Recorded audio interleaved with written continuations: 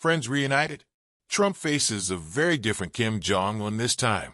The camera struggled to get a steady shot as Donald Trump took his first historic steps into enemy territory with Kim Jong Un. It was 2019, and the then 45th President of the United States patted the arm of the North Korean leader. Then on cue, Kim led him across the threshold that separates his country from South Korea, two countries officially still at war behind them, within the heavily fortified demilitarized zone DMZ. It was chaos as TV crews jostled to get a clear view through a line of North Korean bodyguards who seemed surprised by the onslaught of U.S. media. At one point, a reporter asked for help and the White House press secretary had to pull them from behind a line of security to the Trump-Kim photo call. This meeting had been hastily organized, and it showed. "I never expected to meet you at this place," said Kim to Trump. The U.S. president had organized the last-minute rendezvous on Twitter, as it was then known, just 30 hours earlier when he suggested meeting Chairman Kim at the DMZ just to shake his hand and say hello. The impromptu invitation created a third and last incredible TV moment between a showman president and a once reclusive dictator. Now, it appears there could be more. Trump told Fox News host Sean Hannity in an interview broadcast last Thursday that he will once again reach out to Kim. "I got along with him," Trump added. "He is not a religious zealot. He happens to be a smart guy." The BBC understands that there has been very little contact between the U.S. and North Korea in the last 4 years during the Biden administration. Washington has sent messages, but there has been no reply from Pyongyang. The last meeting between the two nations, when Trump was last in office, did not advance a longed-for deal to get North Korea to give up its prized possession, its nuclear weapons. Since then, Kim has advanced his missile program and claims to have successfully tested a hypersonic missile, despite being subject to strict international sanctions. It's a far cry from when Trump used to boast that the two fell in love. The question is, can the relationship be rekindled, or could it be a very different picture this time around? Washington will, after all, be dealing with a very different Kim now. In the last 4 years, his alliances and fortunes have shifted, and his relationship with another world leader appears to have strengthened too. So, could it mean that this has all changed his dynamic with Trump for good? It's definitely a possibility, says Jenny Town, a senior fellow at the Stimson Center and the director of Stimson's Korea program. "You can tell by Donald Trump's decision to appoint a special envoy for sensitive issues that include North Korea. I think it gives you an indication of kind of where his thinking is on that right now." Trump has brought back some of those who helped set up his summits with Kim, including the former ambassador to Germany, Richard Grenell, who has been picked as his presidential envoy for special missions on some of the hottest spots around the world, including North Korea. But there have been changes in the intervening years.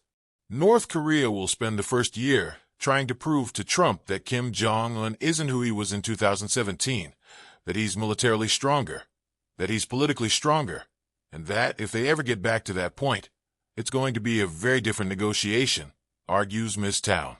Kim is also embracing a new friend, Russia's President Vladimir Putin. He has helped North Korea with food and fuel in return for weapons and soldiers for his war effort in Ukraine. Pyongyang is no longer as desperate for relief from U.S. sanctions. North Korea primed people for Trump. Rachel Min-young Lee, who worked as a senior North Korean media analyst for the U.S. government, told the BBC that Pyongyang has primed its people by informing them in state media about Donald Trump's return, but she believes the bar for entering talks will now be higher than before. "Two things will have to happen," she added.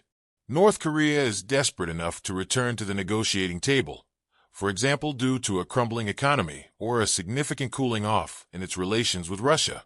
Or the United States makes an offer to North Korea that is drastically different from what it did in the past. Trump sparked speculation that he is willing to restart talks with Kim during a recent signing ceremony in the Oval Office, when he said, "I was very friendly with him. He liked me. I liked him. We got along very well." But the Trump administration should be realistic this time around, says Sidney Seiler, who until last year was the National Intelligence Officer for North Korea on the U.S. National Intelligence Council. The arms control thing is a red herring.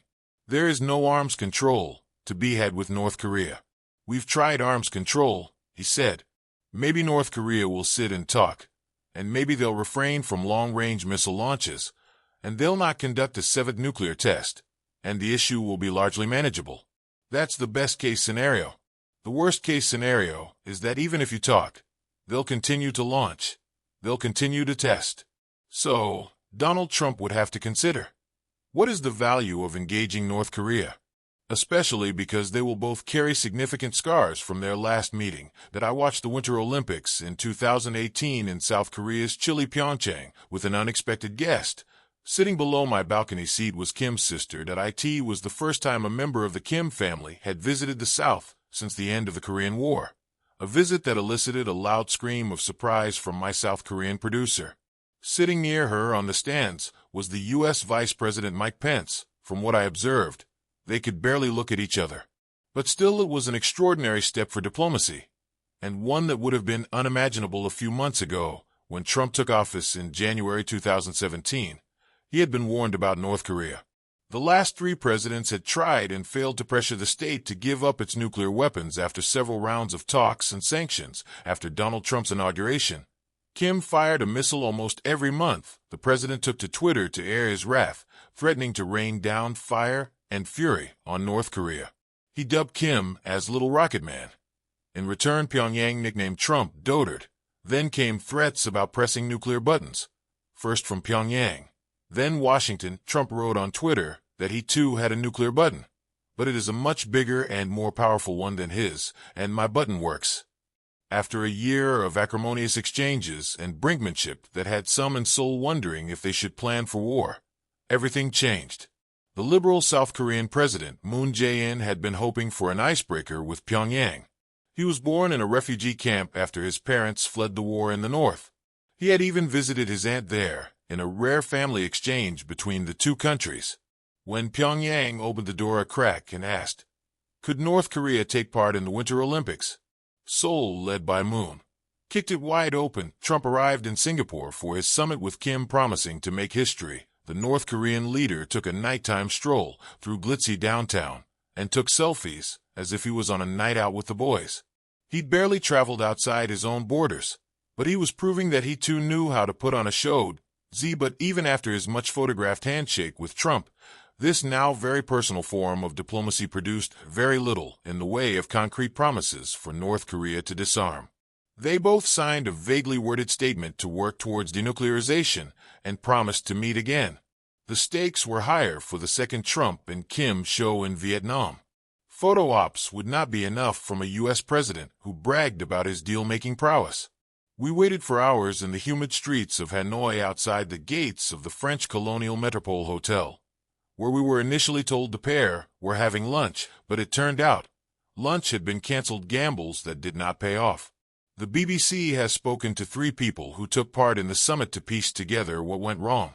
It seems both leaders may have overestimated the hand they had to play. Trump offered to lift U.S. sanctions on North Korea if Kim gave up all his nuclear weapons, nuclear material, and nuclear facilities.